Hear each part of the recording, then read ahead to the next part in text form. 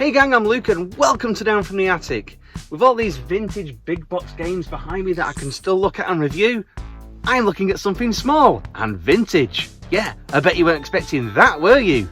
This is Blazing Camels, and despite it being a really small box, this thing packs a ton of gameplay.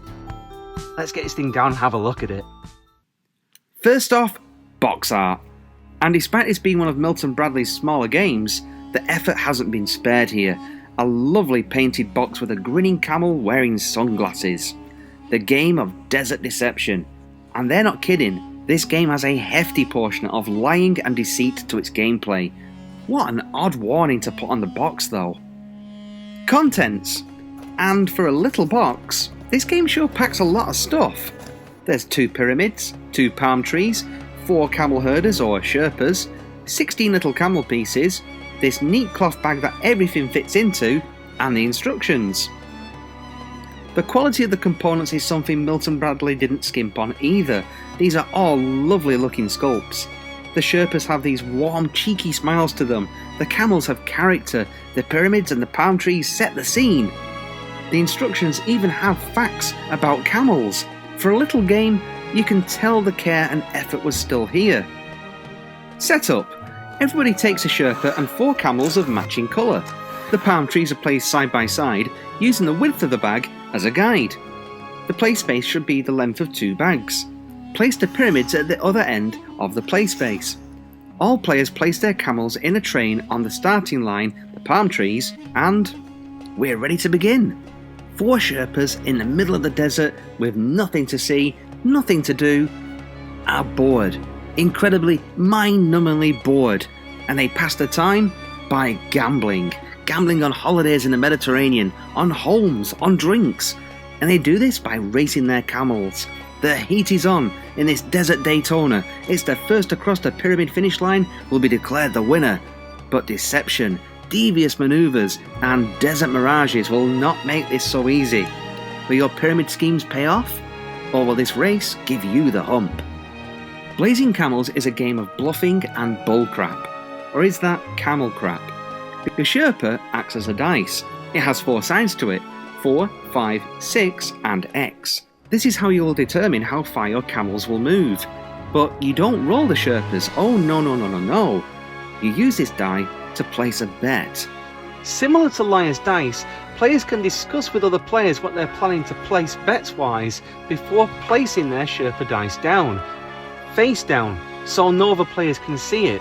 Up until the sherpa's revealed, it's a game of deception and lying. Yeah, you can lie about what you're placing, or you can be completely honest and psych someone out, double bluff, or you might opt to say nothing at all, give nothing away to the other players. Until those dice are revealed, all bets are off. You're trying to manipulate the other players, get into their heads about what you're going to play. And what you bet has a big part on how the game will play out. Any matching bets cancel each other out, meaning that those players, well, they're not moving that turn. Only unique bets get to make a move on a turn.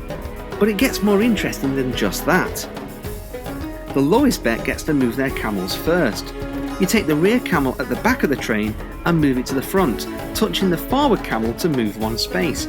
Camels have to touch each other in order to move forward. It is, however, entirely up to the player on where they move. You might want to race straight ahead and make a goal for the pyramids, the finish line. Or you could be far more devious and build to block opponents' paths. This is definitely a tactical move, and turn by turn you'll be deciding whether to bid low and go first and block off opponents, or bid high, go last, but travel the furthest distance. But what about the X, I hear you asking? Well, if the X is played and no one else has played it, that player can take the highest number not yet played to move. They can also, however, opt to not move their camels, but to move the pyramids further away. This is called the Mirage Manoeuvre. You extend the gameplay field by the length of 1 bag. This is a mean move to prevent someone from crossing that finish line. However, a crafty player may get wise to your manoeuvre and play x2 to cancel out your play.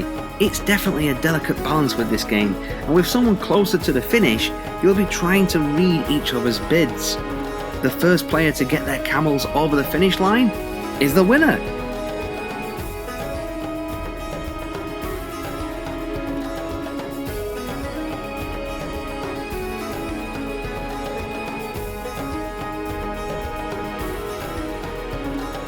So, final thoughts?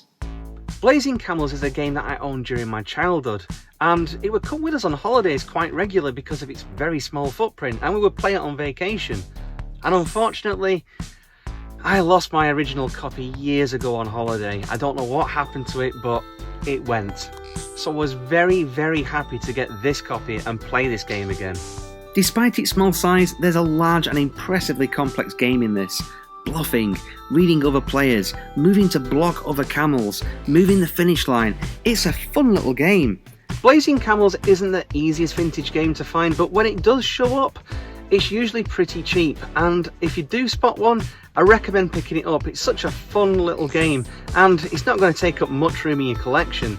I would be interested to know if any of you know of any other small-scale vintage games like this. I know during the 80s and the 90s there was a glut of ports of large board games to miniature travel versions, like this version of Cluedo here, but I'm talking about miniature, brand new inventive ideas. I've already got past the pigs and I've got Blazing Camels, but if you know of any other small vintage games, I would love to know about them. If you know of any, please put some in the comments below. I'd be very interested to know about them. Well, as always, I'm Luke. Thanks again for watching, and I'll talk to you again soon.